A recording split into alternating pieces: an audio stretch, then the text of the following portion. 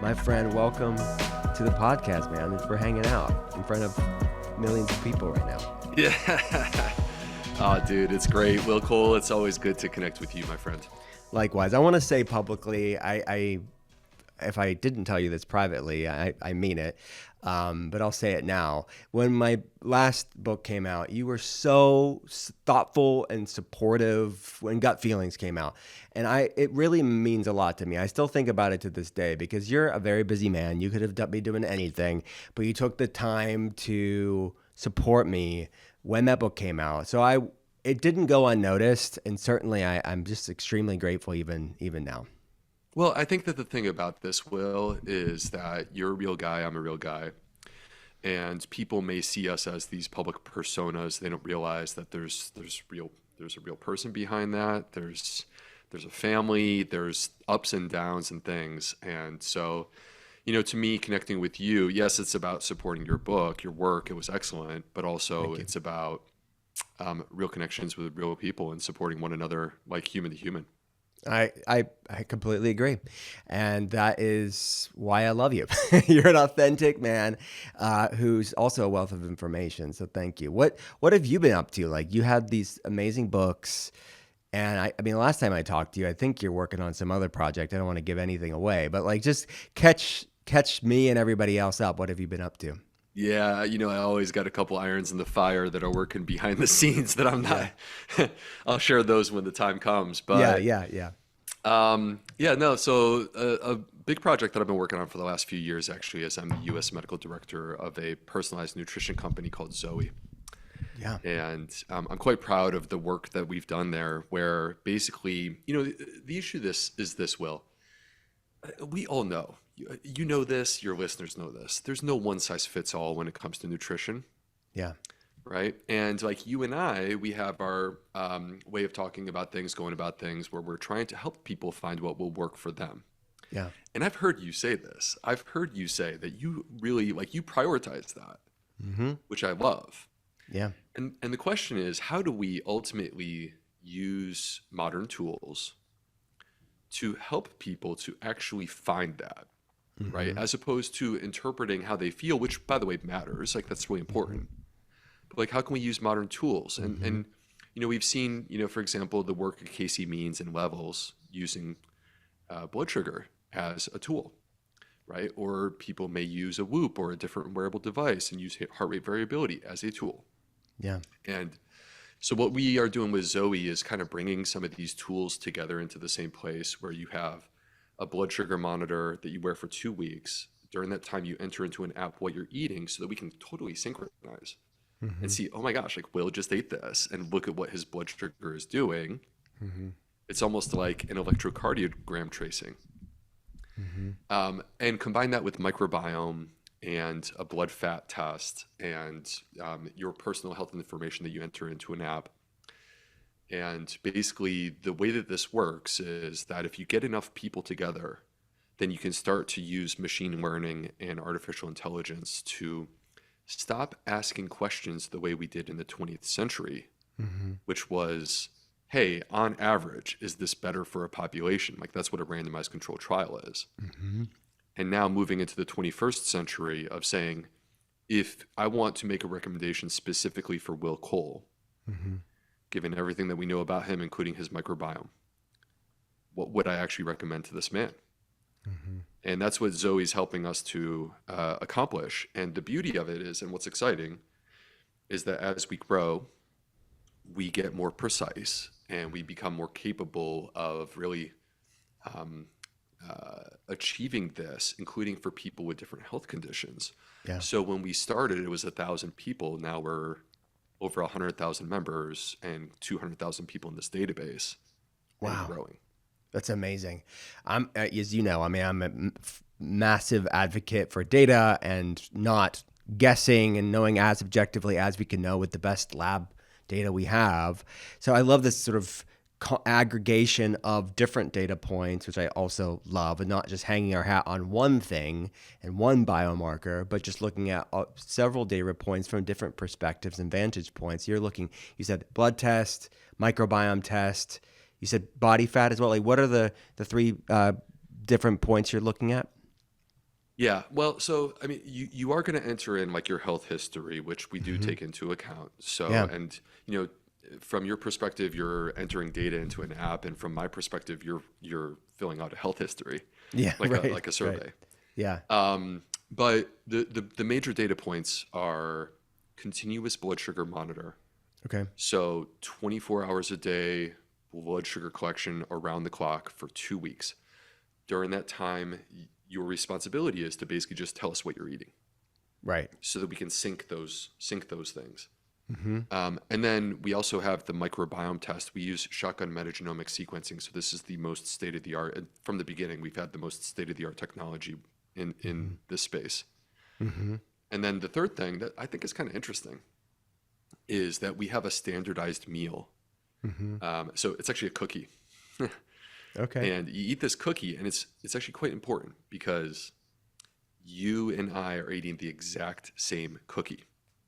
So now we know exactly what's in that cookie. Like what are the macros, what's the fiber content, what is the sugar and fat content, and we're going to measure our individualized response to the same food using not Hmm. only the blood sugar, but also we do a triglyceride test. So basically, you do a skin prick, drop some blood onto a card, and that tells us what your blood fat is doing. And the thing that I get kind of, I mean, this is, I'm a nerdy guy.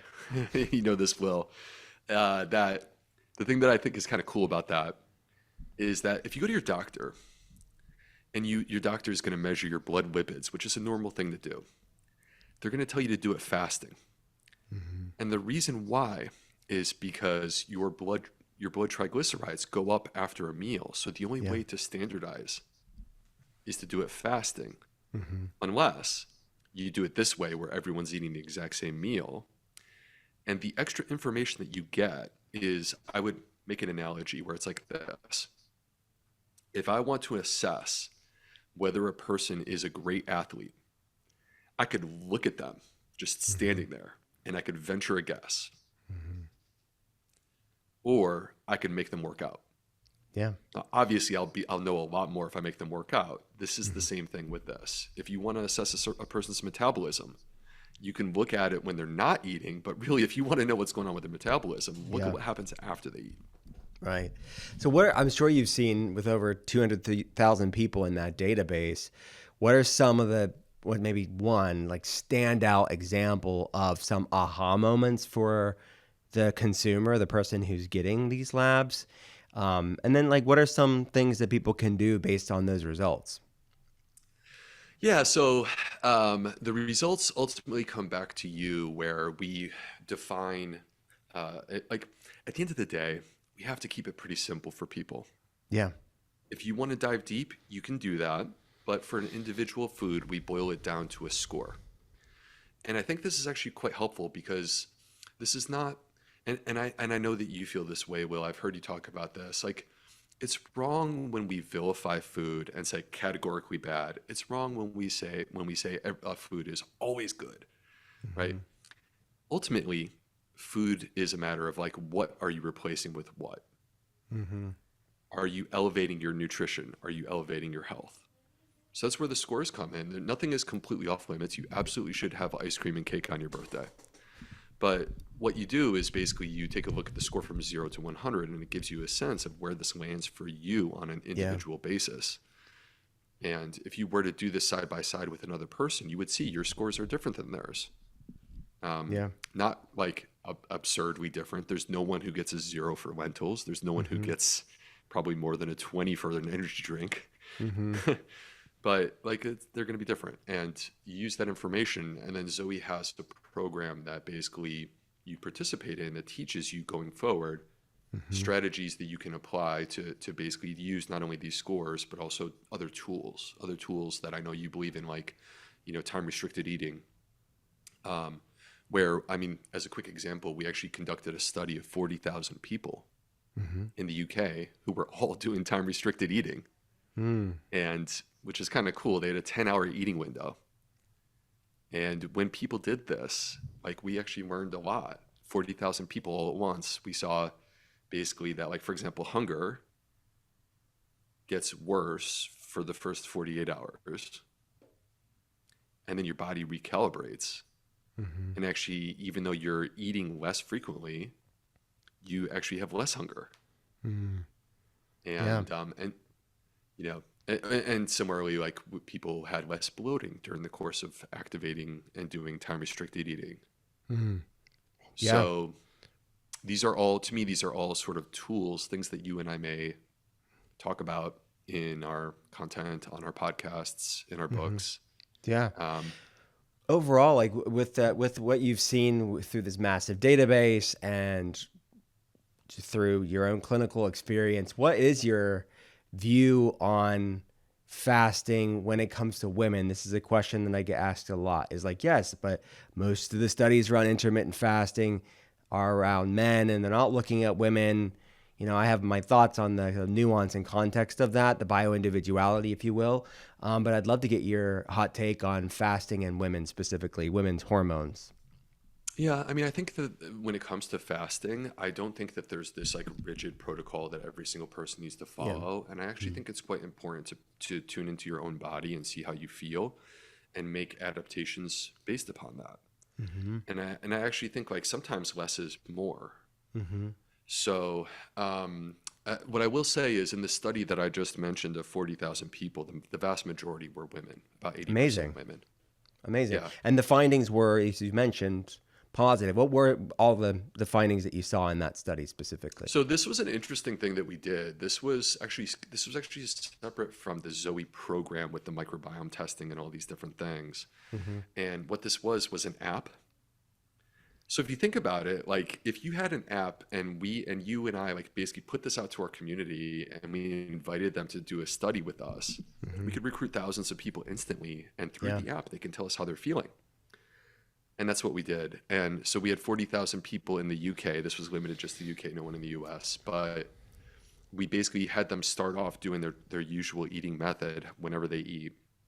And then we had them move towards a 10-hour eating window, 14-hour restriction, Mm-hmm. 14-hour fasting window. And what we found is that in terms of subjective parameters, because again, these people are not actually doing any microbiome testing or blood testing, they're just entering how they feel.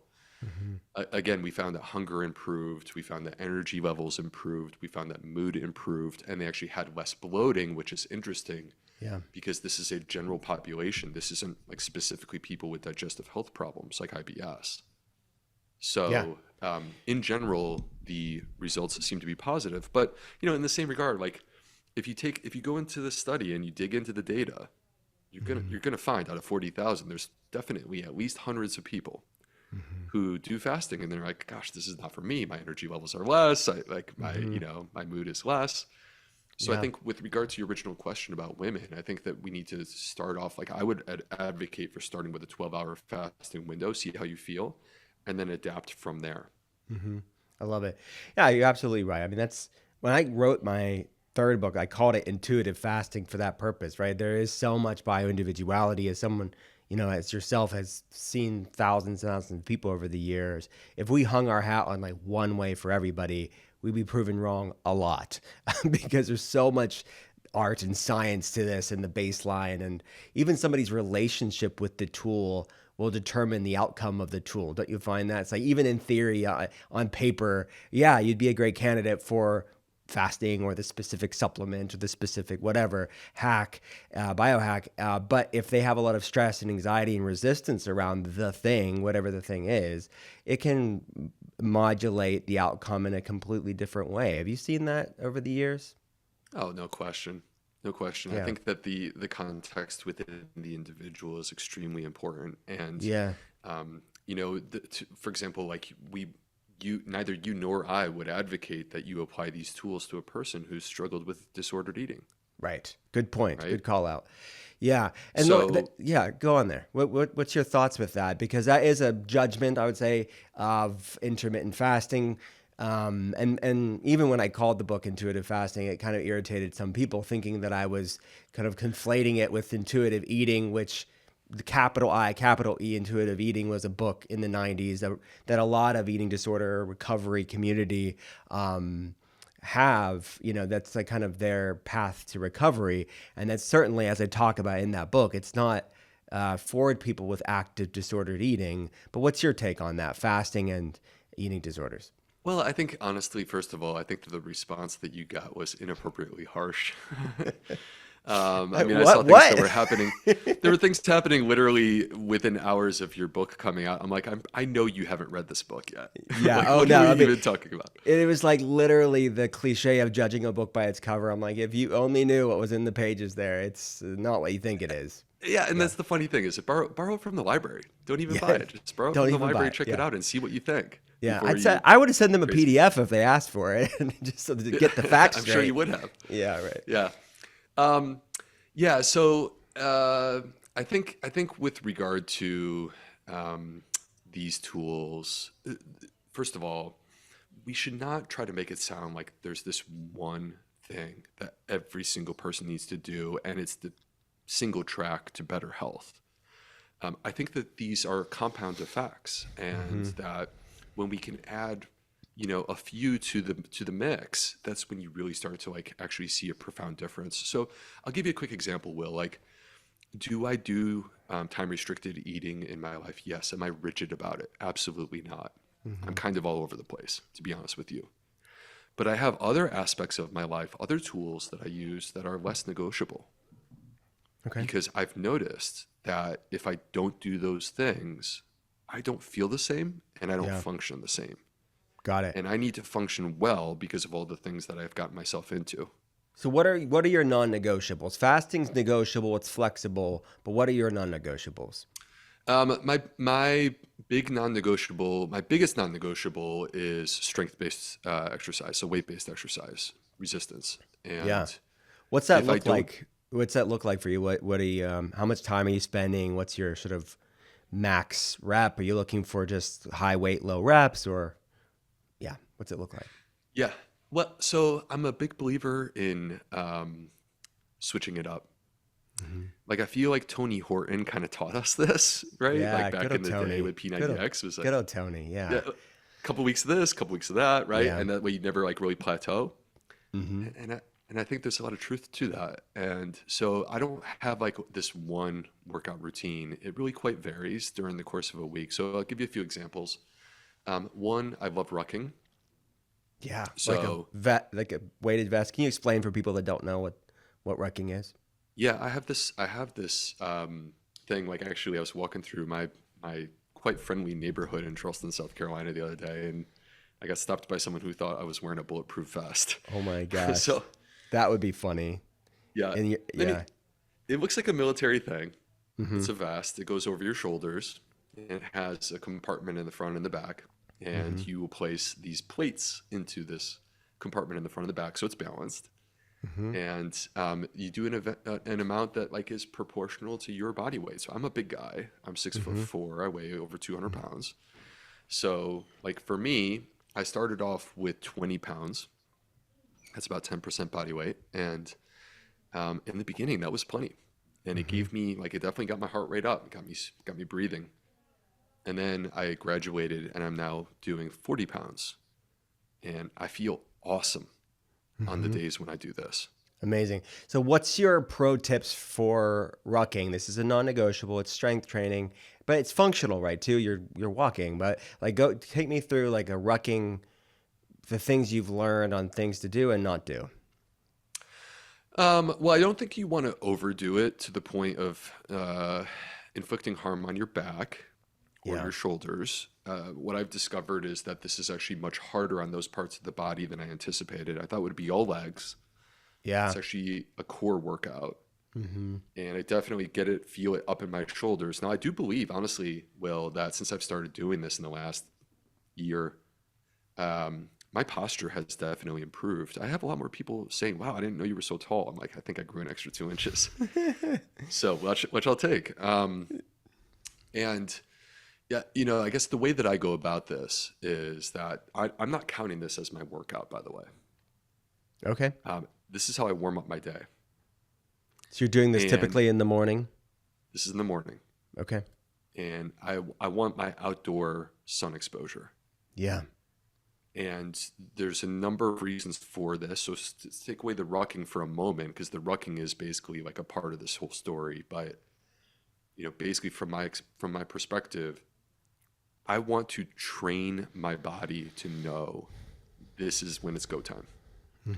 And outdoor sunlight exposure allows me to accomplish that. It energizes me. I have clearly more energy throughout the course of the day. It actually helps me to sleep better at night. My focus is better when I'm doing work. And when you pair this with light exercise, which could be my ruck fest, or it could be, I actually have these like weighted batons that I will walk through my neighborhood like my neighbors are like, what is up with this dude? But He's I in a don't care. bulletproof vest one day, and now he's twirling batons on the streets That's of right. Charleston. That's right. But it's not like a gymnast kind of thing. But I do have these weighted batons. They're each 10 pounds. And basically, like, you'd be surprised. You go and take a walk for 30 minutes and try swinging that all over your body, over your head, and up around, and you're doing twists and turns, and you activate a lot of muscles doing this. Yeah. So anyway, Got it. so that's how I start my day. I don't even count that as my workout per se, but I want to start my day with that because I thrive when I'm doing that. And then when it comes to exercise, I have a trainer that I go to twice a week. We do 30 minutes. The nice thing about that is I show up and he's got a plan and it's different every single time. And then I fill in the gaps on other days where I'll go to my gym and sometimes I'll spend 10 minutes, sometimes I'll spend 30 minutes, and sometimes I jump on a bike or do something more cardio based. But paired with that, I love to jump into the sauna and get at least 20 minutes, if not 30 minutes in the sauna, really break a sweat. Great. And so if you sort of look this over the course of a week, this is really Monday to Friday, but it's almost every single day that I'm doing this. On the weekends, I slow it down, and part of that is recovery, but also a big part of that is just like being busy with my family. You have 4 kids. I mean, they'll get your workout in. Just wrangling 4 kids. Wrestling and Yeah. Exactly. All right. So going back, so the morning functional movements, let's say the rucking, that you're just saying, okay, this is the start of my day. You're getting some circadian rhythm, morning light. How long are you spending in that morning routine? Minimum of 20, sometimes 40, Okay. rarely an hour. If I'm on a phone call with someone, then it might be longer. But I try to get at least 20 minutes in Okay. early in the day to basically set those circadian rhythms. And again, if I don't get it, I feel deprived. My body feels off and I'm not the same. Got it. So are there any outs for you? Like if it's raining in Charleston, are you still going out? Is it just like, no, it's just you need proper clothing. You're going to go out rain or shine. It's a good question. I'm fortunate to live in a place with wonderful weather. Yeah. And so there's not many days that I completely miss. Even Yeah. if it's raining in the morning, usually by the afternoon, I can get out there. Yeah. And Well, I'm just so thinking, I'm in Pennsylvania. And I'm like, no, Yeah. I'm gonna. You're inspiring me right now. But I'm like, I really don't. But then I talk to Canadians, and they tell me there's no such thing as bad weather, just improper clothing. So we just have to be I think prepared. that's true. That's the way I felt when I lived in Chicago. Yeah. And I think if you just have the right wardrobe, you can bundle up. But I think you got to go for it. You got to make it a point Yeah. to go for it. Because the issue is you can't replace, just to be clear, some people are probably wondering, can you use one of those lamps to replace that light exposure? Okay, it's better than nothing. Yeah. But the issue is that the intensity of the sun, and I'm not looking straight at the sun, but I am looking at the tops of the trees. Okay. So Right. you're saying people are going to say, okay, the red light or like some sort of sun lamp, something like that. You're saying, okay, this is obviously that's the next best thing, but the real thing is nature.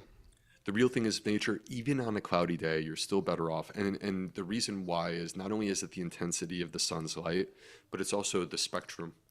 So there's a varied spectrum that our retina is capturing, and that spectrum is specifically sun-based spectrum, as opposed to a lamp, which is going to be like single Yeah. spectrum. Okay, so this is great. I love that we're talking about this. So when you're out there, you're intentionally looking where and what is it doing for you? Well, I'm trying to not look at my phone. Okay. Right? I'm trying to not look at my phone because Because then I'm just getting the spectrum that, like, wherever you focus your eyes, that's what your retina is Mm-hmm. most taking in, Yeah. right? Not the periphery. Um, so what I try to do is I try to get a view, not like, again, I'm not trying to look directly at the sun, but I like to look up towards either the tops of the trees or look up at the sky. Mm-hmm. And that gets me sort of the angle of light exposure that I find works best for me. And you feel the difference. I mean, I feel a bit like Wally, Yeah. where I'm like powering up, you know? Yeah. Yeah. And the rest of the country, sadly, are like the people in Wally on those hover things with no muscle mass. That's why I think what you brought up, Wally. I'm always talking about Wally on this podcast because it literally was so prophetic, right? It came out almost 20 years ago, if not around that time. And it is shocking how many things are like trending towards Wally. Yeah, there's so much truth there. And, you know, and with that, getting back to the rucking, you Yeah. know, adding that extra weight, forcing ourselves to weight bear actually is great for women Mm. because what we're talking about is strong bones, strong muscles that support those bones. Yeah. And the most important thing for women who are trying to protect their bones as they age, no matter what age they are, 20s, 30s, 40s, and beyond, this is the thing: is actually weight-based exercise that basically Yeah. puts a stressor on your bones. Yeah, these all hormetic effects, right? These good stressors, and that's kind of I didn't touch on my perspective on fasting, which is similar, really the same as yours. But another point that I think that I wanted to point is that these are all a lot of these things we're talking about hormetic effects. As we talked about the rucking, you don't start with a massive weight, and if you've never done it before, or weight training in the gym, you have to meet your body where it's at. Same with fasting, you don't want to aggressively push it. And I think sometimes it's easy sort to reduce women as to like, well, this is a blanket statement for all women, but like who is the woman? What is she going through? What's her baseline? And all the things we're talking about here, strength training, fasting, etc., are all things that are good stressors, but more isn't always better. So I think that's a point that I'd love to undertone all of this bioindividuality concept. It isn't just gender, it's the person and where they're at in their health journey. Wouldn't you agree with that? Oh, I would totally agree with that. And I think that one of the areas actually that Zoe's increasingly focusing on is perimenopause and menopause. Oh, great. And like wildly, I mean, it's actually quite shocking to me how little research exists in this space. Yeah. What are we doing? Yeah, I know. And you know, as for hormonal replacement therapy, you know, that's an individualized choice, and there's like any other, you know, medication or any other intervention, there's advantages and disadvantages. But the problem that I take with it all is much like we're creating a framework where GLP-1s are like the knee-jerk response to obesity, and we're not looking more holistically on how to address the root of the issue. I feel the same way in terms of our treatment of perimenopause and menopause, which is that yes, there's a Mm, question of whether or not to take bioidentical hormones, but like if that's the only thing that we're offering, mhm. then we're not in a good place because we're not really getting to the root of the issue. Yeah. And Will, some of the research that we have at Zoe, what we've discovered is that actually women who are following the Zoe program during these periods in their life, they have an improvement of their symptoms, and it aligns actually with improvement of their dietary quality. Mm, And so we have a measure that we call the Menoscale, which is a combination of 25 different symptoms that women experience during the period of perimenopause and menopause. And so it's actually like a number that, for example, the listeners at home could fill out a survey and get their Menoscale score and then track it. mhm. And so the thing that I find to be interesting about this actually is that I'm of the belief that the gut microbiome is a really important part of this story. Yeah. And I think that's why when a person improves their dietary quality, that we do see improvements in these symptoms. And I also believe that this is a big part of the reason why, like I love the movement to empower women to be vocal about what they're experiencing and for all of us to work collectively to address these issues. Because, like for example, I want happy women in my life. Mhm. But the thing that I find to be interesting though is that I think that like the increase in menopausal and perimenopausal symptoms is in part related Connected to the gut. to a gut microbiome that is not healthy in the United States right now. Oh, so true. I mean, you look at data, even that report a few years ago looking at people, and they estimated that about only 7% of the United States is metabolically healthy. And so much of that is connected to our gut microbiome, right? And it's completely, I see it's clinically on a daily basis. It's almost like gasoline on the fire for perimenopause. I mean, every woman goes through perimenopause and menopause. Not all people, I mean, not everybody's gonna have the same symptoms. And some people have really literally very little symptoms at all.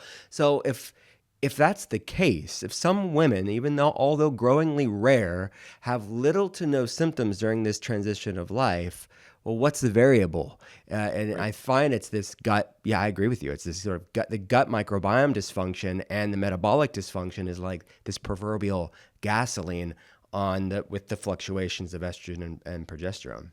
Yeah, and there's this part of estrogen metabolism that we refer to as the estrobolome, which is the Mm-hmm. part of the gut microbiome that helps us to actually maintain estrogen levels in balance in the body. And Mm-hmm. when the gut microbiome is not functioning, then the estrobolome is not doing its job the way it's supposed to, which Mm-hmm. means that we lose more estrogen from our body. And of course, Yeah. what's happening during perimenopause and menopause is the loss of estrogen, but it's not just the ovaries. It's Yeah. also that our microbiome is failing to reabsorb the estrogen that our ovaries are producing. Yeah. And so as a result, it's kind of like a sink that the drain is just emptying so quickly that you Yeah. can't possibly run water in fast enough. Yeah. Oh my goodness, that's a great analogy. All right, so a few things that you touched on that I know people's ears are ringing here is that okay, it sounds like hormone replacement therapy you think has its place, but it's not this band-aid. That's like, well, what's these upstream root issues like metabolic health and gut health? So if Yep. somebody has sorted out their gut, they've optimized their gut, sorted out their metabolism, do you think there is a place for judicious use of HRT? I think so. I mean, I think that like many other things, Will, these are personalized choices. Yeah. So I don't enjoy painting with broad brushes because I know that I'm going to misdirect some of the people who are listening if I do that.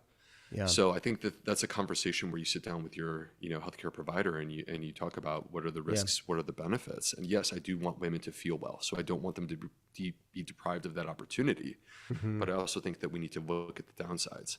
Yeah. So, but I think that what I come back to though is like we are excessively presenting this as like the one lever that can be pulled to Hmm. support women during this period in their life. Hmm. And that's just not true. Yeah. I mean, how many people out there, I mean, I've seen it nearly every day with new telehealth patients. People put on hormonal birth control, not HRT, but hormonal oral contraceptives, not for contraception, but for some female hormone symptom, right? What do you think of that sort of option that people are given in the sort of mainstream model? Within what context, Will? Like, what do you mean I in guess, terms of using well, that? like if I see it a lot for people that have acne or they have Mm, painful periods, they have other hormonal symptoms. That's typically the option that at least the people I've seen over the years, is that that's the one option they're given. They're not even really talked about HRT very much. Interesting. These aren't perimenopausal. I should sure. clarify that. These are Yeah, yeah. not perimenopausal women. These are women in teenagers, 20s, and 30s that the option, really the only option is that they're given is birth control for these female hormone symptoms because it, basically takes away their period, and a lot of their symptoms go away. But then kind of going on along with what our thoughts there. Well, why do they have this problem in the first place? It's not a But birth I control think that's the point. deficiency. Yeah. Yeah. Yeah, I mean, I think that's the point. Is like it's not to sit here and say that that's right or wrong to use that strategy. I think what's wrong, and this is actually a conversation more broadly about the entirety of our healthcare system, Yeah. Well, let's right? go there. Which is, my issue with the entire thing is that it's not that it's wrong that we have medications, Options right? for people. Yeah. Yeah, that's not wrong. I think what's wrong is that we build a healthcare system where a person goes to their doctor. There's zero conversation about root cause. There's zero conversation or counseling in terms of what they should be eating. It's completely ignored. Even in the people who need it the most. Like, I'm a gastroenterologist, right? I've taken care of so many people who have irritable bowel syndrome and Crohn's disease and ulcerative colitis through the years. How can that not be the very first thing when we're talking about a person's digestion and their and like microbiome based diseases? How can that not be the very first thing? That makes zero sense to me. Yet that's where my profession exists, and I'm the renegade. Right, the right? renegade. That makes no sense. So do you get pushback by your space? I mean, you're a measured guy. You're very much an evidence-based guy. But even it shows how far we've fallen as a society that a measured evidence-based guy, even talking about food, is kind of a renegade in any medicine space, conventionally, gastroenterology or otherwise. What's been the, I guess, response by your industry over the years? I wouldn't say that it's negative. I think it's just people don't necessarily understand. Yeah. And that's so that kind of begins in the training, right? It's like I look at the data and like most people who are conventionally trained have little to no nutrition training. So it's not the individual doctors, failing per se. It's like a system issue. Is that, fair to say? Multiple layers. I mean, not to spend too much time on this because I'm sure we have more interesting things, but there's multiple layers of failure within the system that exist. Part of it is education. If we're not actually teaching doctors about this, part of it is that doctors spend 99% of their time inside of a hospital taking care of people who are like so sick that most of the time you're not even feeding them in the first place. And then when you do feed them, the hospital gives the worst food on the planet, and we have normalized that, right? Yeah. But then on top of that, like we have to acknowledge the fact that you can be a motivated doctor who cares about these things and wants to deliver this to your patient. And I'm going to tell you right now, you just made a decision that's going to cost you hundreds of thousands of dollars per year. That's the problem, is we have a system that says, well, you know what? We're not going to support you on that. You're on your own. And when you want to take extra time with these patients, that's on your dime. Yeah. That's you. Yeah. So it's disease management. Some will call it a sick care system, but disease management versus actual looking at health and optimization. Yeah. Yeah, I think that we've made the mistake, and obviously the pharmaceutical industry loves that we've fallen into this trap. We got seduced. We got seduced by, let me just say my theory on this, which is that we created penicillin. And it's the greatest discovery in the history of medicine. And we got so seduced by this in World War II and post-World War II that we decided to build our entire industry around this. And now it's really hard to walk that back. Wow. That's a beautiful way of looking at it historically. So let's go back to some of these other non-negotiables. Okay. So we talk about circadian rhythm. We talk about these morning routines. We talk about weight training.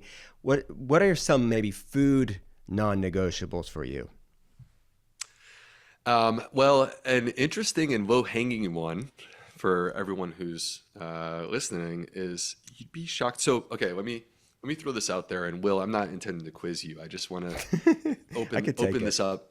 Yeah, I want to open this up for the listeners at home. All right. Yeah. So, if I were to ask you, what is the number one food in the American diet in terms of nurturing and supporting our gut microbiome? One food. You're saying that people are eating, or they should be eating? So that the evidence, this is going to be from our Zoe data, and I'll unpack this in a moment. From our Zoe data, what would be the number one food that we have discovered has the most profound impact on a person's gut microbiome? Oh. In a beneficial way, in a good way. Yeah, I would say maybe some fiber-rich, starchy vegetable. Okay. So, I love fiber. Yeah. But actually, believe it or not, the answer is coffee. Really? Because of the polyphenol content, and that's what they're eating. Okay, so a few things. And here's the lessons here. So number one, coffee has polyphenols quite a bit. Believe it or not, it's are you taking a sip of your coffee right now, buddy? This is green tea, but you are making me, yeah. I'm wishing there's coffee in here now, but. Yeah, well, green tea would actually, I think, have similar effects. It's just that we haven't adopted green tea on the scale that we have coffee. Okay. So yeah, well, hey. Tea drinker. I'll be. You can add 200,001, and I'll be the next one. You could test me. All right, cool.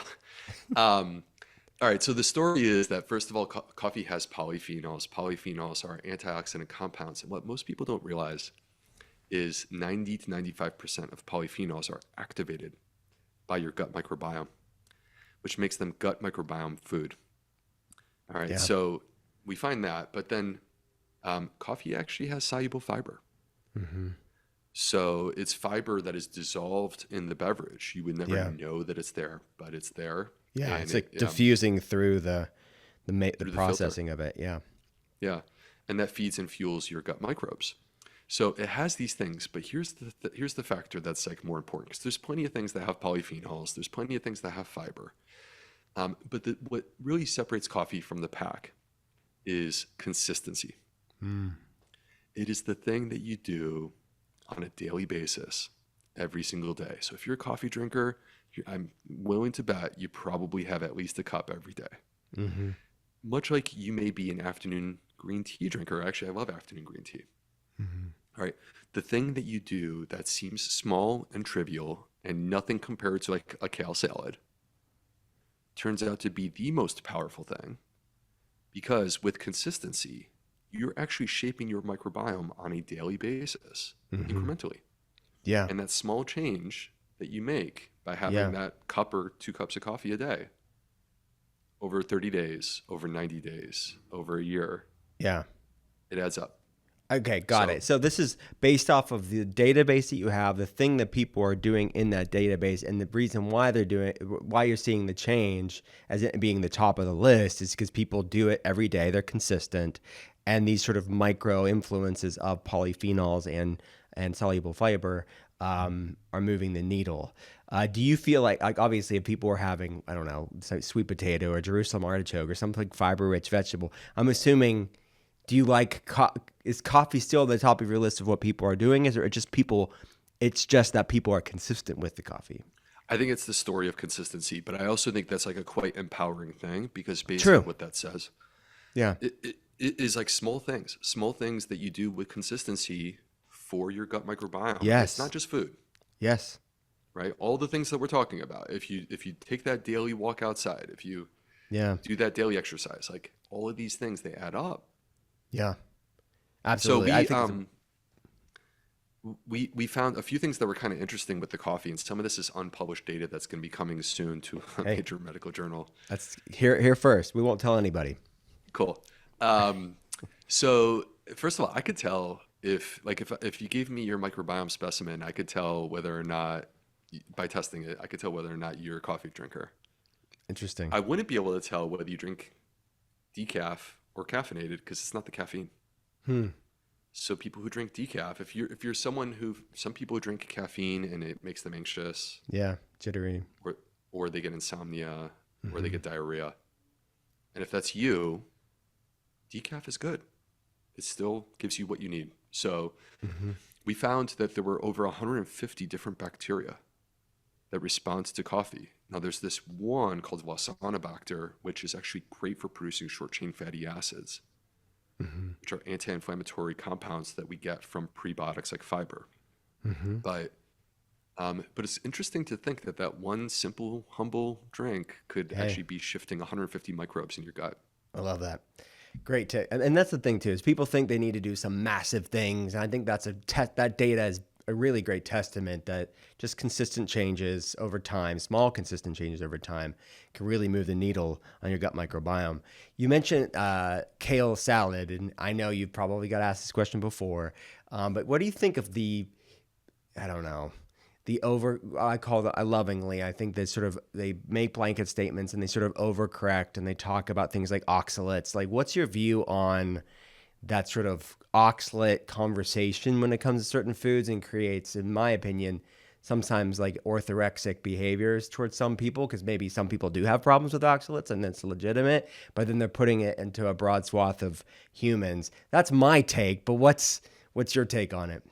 Yeah, I mean, I think that sometimes we take it too far in terms of vilifying some like it's a excessively reductionist Hmm. approach Yeah. to fixate on this one thing, Yeah. and whether it's oxalates or lectins or gluten, and make it sound like every single person is like failing and is unhealthy as a And result of poisoning any exposure. themselves. Yeah, poisoning themselves with green vegetables. Yeah. Yeah, and it's like clearly not true. I mean, if you just take a step back and use common sense, it's quite clear that people who consume vegetables as a part of their diet are healthier. That's Hmm. because of not the oxalates specifically. There's other aspects of Hmm. our food. By the way, I will mention though that there is oxalate data that suggests that they're good for the microbiome, for what that's Yeah. worth. Interesting. Um, What do they seem to be doing? What's the mechanism there? That's a great question. I don't know exactly. It could be If we something. know So that. it's oxalic acid, and it may be something that's along the spectrum of like the way in which polyphenols are Yeah. impacting the microbiome. Well, I go back to the But point of like the hormetic effect. Like, could these sort of micro stressors make the body more resilient too? It's like we create this sort of overcorrection by avoiding these slight stressors. yeah, where I get sensitive about these things, Will, is like yes, there are some people absolutely that need to be cautious with oxalates. If you have a history of kidney stones and you have kidney issues, then you Certainly. absolutely need to be cautious with these things. But where I get a little bit frustrated is that we live in a country right now where, as you mentioned, 93% of Americans are metabolically unhealthy, right? We're Hmm. in a place where 75% of Americans are at least overweight, and actually obesity is now growing beyond overweight. Hmm. And I'm of the sincere belief that if we could address the fiber deficiency that exists within the United States, Hmm. we would be taking a massive step towards better health. Yeah. Now, this is not, just to be totally clear, and I know that you know this about me, but the listeners may not. This is not, I'm not making an argument about vegan versus not vegan. I'm making an argument that 95% of Americans are deficient in fiber. Hmm. And if we would just get people up to the lowest limit of normal, I'm not even arguing optimal. I'm just saying, can we start with that? Where I should we? sincerely believe.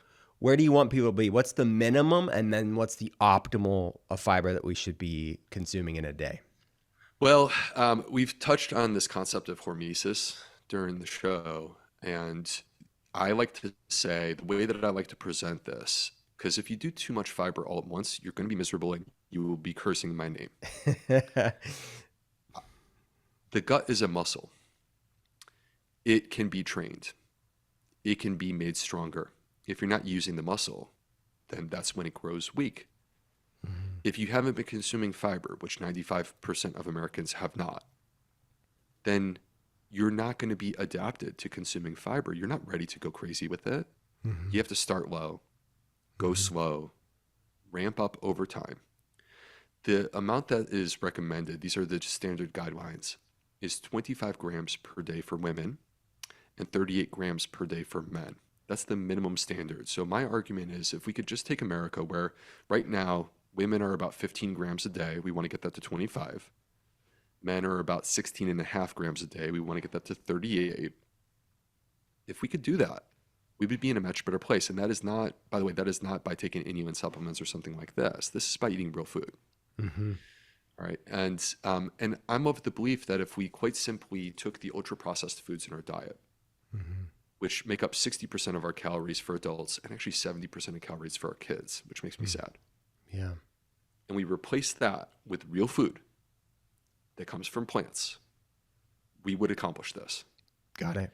Optimal, actually, to me, Will, and I think you know this about me, I'm more focused on dietary variety than I am the grams of fiber, believe it or not, even though I literally just talked about grams of fiber. So But it's secondary to variety. it's secondary to variety because what I want people to do, and I think this is like, if I could offer a takeaway for every single person listening, no matter who you are, your gut thrives on dietary diversity. Mhm.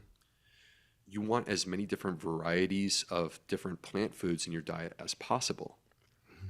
In a research that was done as part of the American Gut Project, they found that the people who had the healthiest guts were the people who were consuming 30 different plants per week.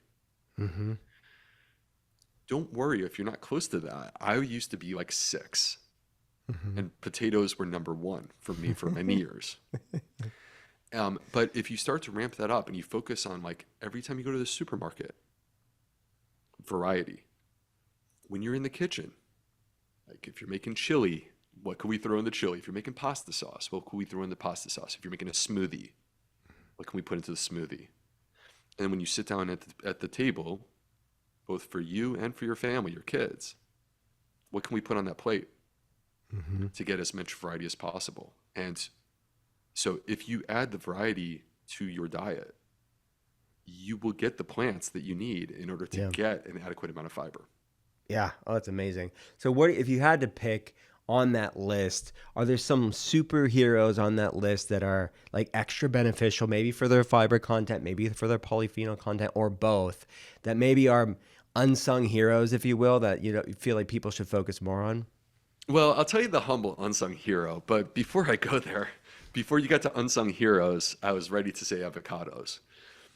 Yeah, I love Because they avocados. actually, well, first of all, we all love them. So it's a winning strategy for me because this is non-controversial. Yeah, you'll get the vegans and you'll get the paleos and the keto people and all. Yeah, We're all on board. I think even Paul Saladino is on board with this idea. yeah. So I'm sure he's come around to avocados. Come on, Paul. Come on, Paul. dude. Paulie D. So anyway, but actually, the fiber content of avocados is way more than you would ever expect. Way more. Yeah, So like a medium-sized avocado could have 10 or 12 grams of fiber in it. That's amazing. Not to mention the healthy fat, and they're delicious. yeah, So the unsung hero, I'm going to go with, it's a humble food. But actually, these are the foods that the longest lived populations on the planet are consuming, and they're inexpensive, and that's beans. So I'm of the belief that beans are actually microbiome foods, more so than any other food.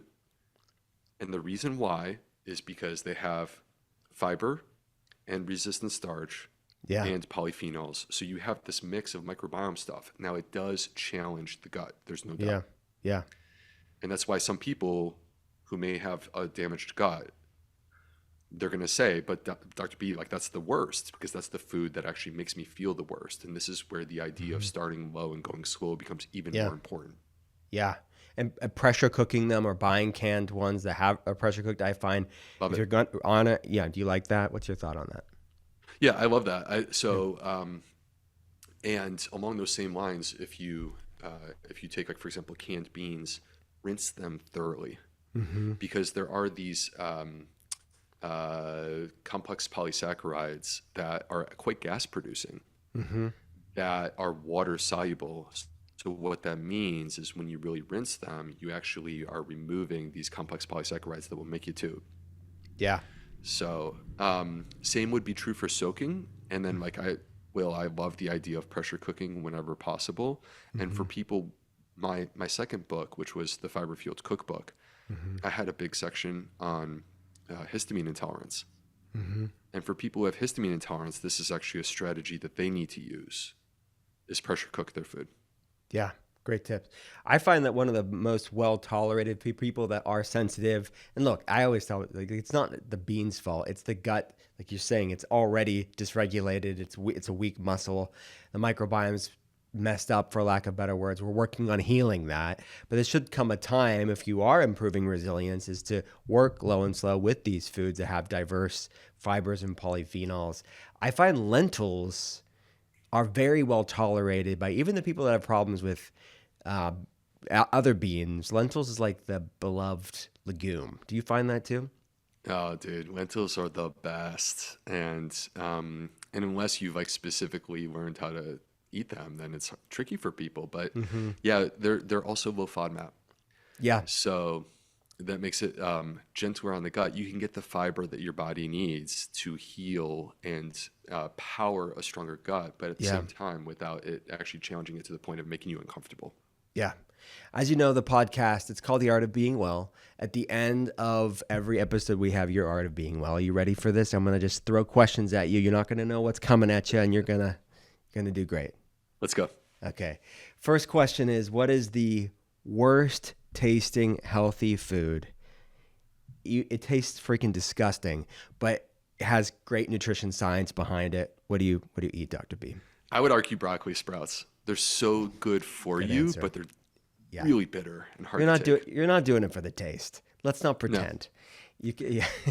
Why do you like it? The sulforaphane. I love sulforaphane. But what's It's your? the sulforaphane. Yeah, Yeah. yeah. You have 50 to 100 times more sulforaphane, which is the cancer-fighting chemical in a broccoli sprout Yeah. compared to mature broccoli.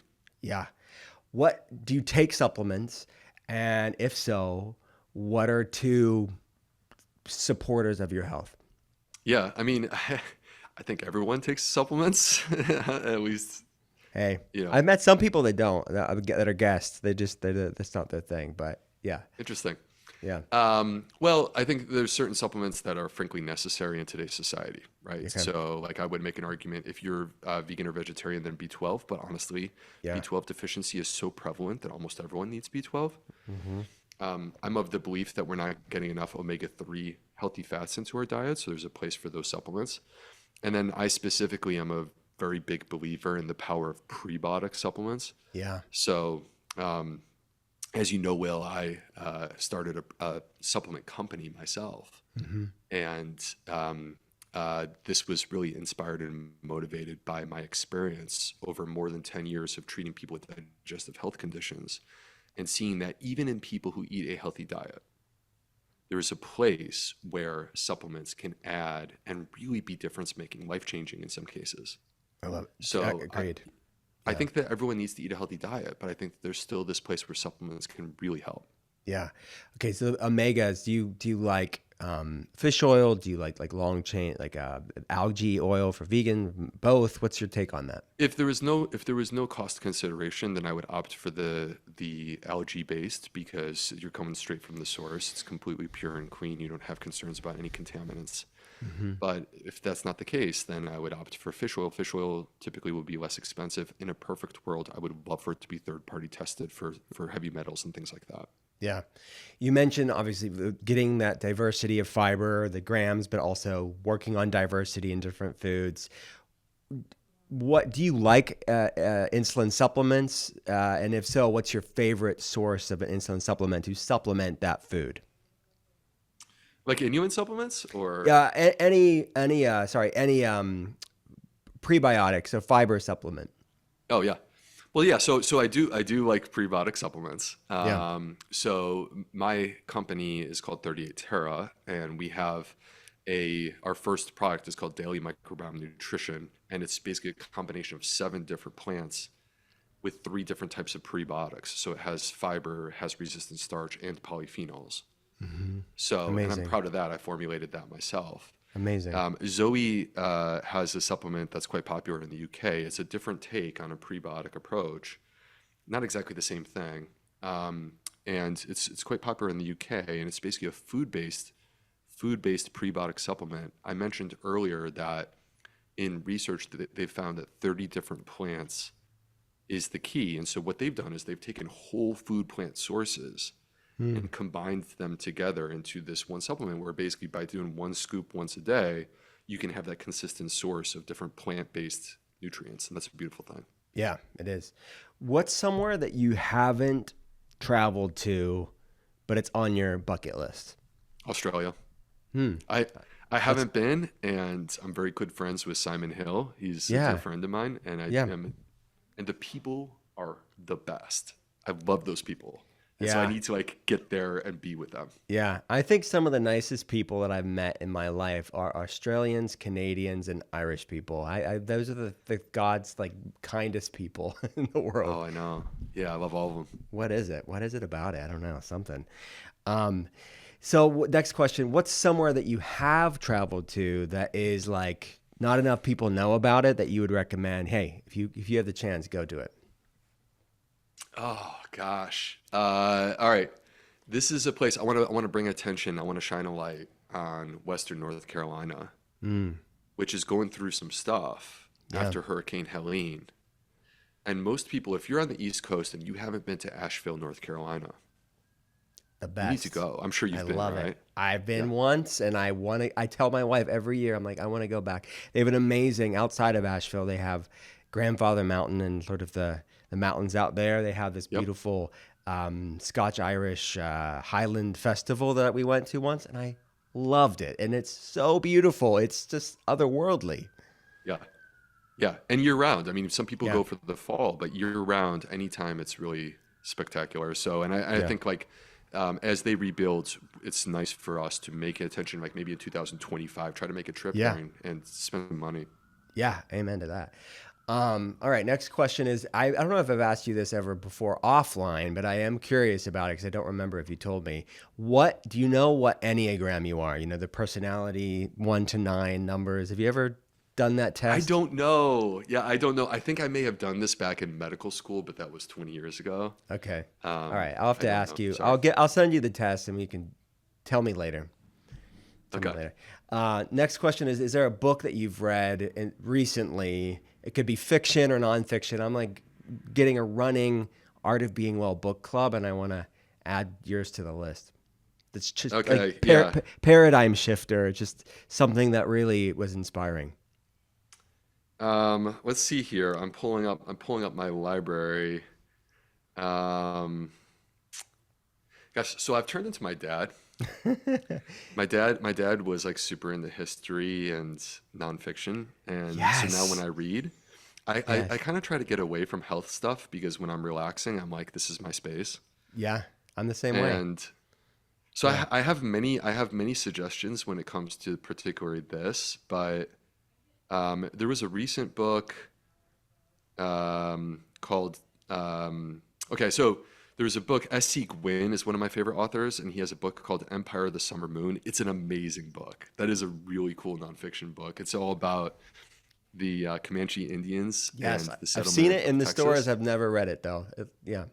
Oh, dude, phenomenal book. And then there's a more recent book called Demon of Unrest, which is Eric Larson. He wrote the Devil in the Windy City, I believe it was called. And well, so anyway, this is about the beginning of the Civil War, and it basically focuses on two places: Charleston, South Carolina, and Washington D.C. with Abraham Lincoln, because there's a period of time after he was elected, prior to anything sort of happening, where things could have been prevented.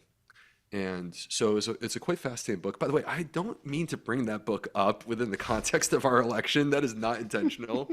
Um, so just to be totally clear on that, I'm This not is purely inferring. historical reference. This is purely historical, and the reason, truly, the reason why I'm bringing this up is because I live in Charleston, South Carolina. So I find it Yeah. quite fascinating because these are places that, like, literally, I'd be driving down the street, and it's like, oh, there's that spot that he's talking about. Yeah, man. I love that you love history because I am like that's where I go to as well. Like I love health. We live and breathe it. We're immersed in it. But like if I want some sort of escapism, I'm probably gonna go to history nonfiction and not health nonfiction.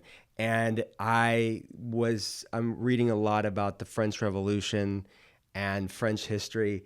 And I was in Wow. Paris recently with my family, and it was so cool to see the places where it all happened.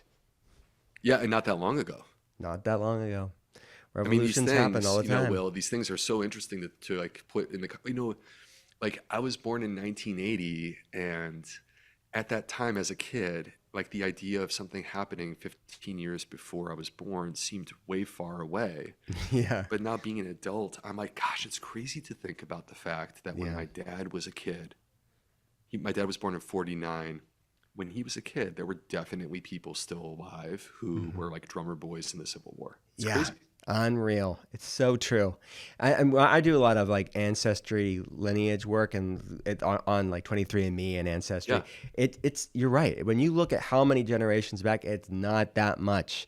But then you look at and then to me, it's really profoundly helped me on a clinical level when you look at the research around intergenerational trauma, transgenerational trauma. It's not that much many generations back where people went through some very heavy, horrible things, let alone what they've gone through in their own life today. But I mean, it's given me a deeper appreciation for things that can be passed through families. I think seeing that big picture is very important because I think that that's definitely a part of the story, right? And I Hmm. also think that, um, there's a lot that we blamed on genetics in the past that actually is not genetics. And it could be something like intergenerational trauma, but it could also be like family patterns of eating and Yeah, lifestyle that get carried forward. all of it. My friend, I love talking to you every time. Where can people go to learn more about the amazing work that you're doing? So you can find me on social media, of course. I'm on Instagram and Facebook as the Gut Health MD. Come to my website, theplantfedgut.com. The thing that I'm most proud of that people probably would never even know about is that I have an email list where I several times a month basically like get to really unpack issues. And it's a completely free resource, and I put a tremendous amount of effort into it, and that's why I'm so proud of it, because I really think it's difference making for people. So, and then if people want to learn more about Zoe, go to joinzoe.com/willbe, because you'll find a discount code if you do decide to take the plunge and try the Zoe program. And if you're not ready to do that, there is a free resource through Zoe, which is the Zoe Science and Nutrition podcast, which has been extremely popular both in the US and the UK. Appreciate you, friend. Come back anytime. Thank you, Will.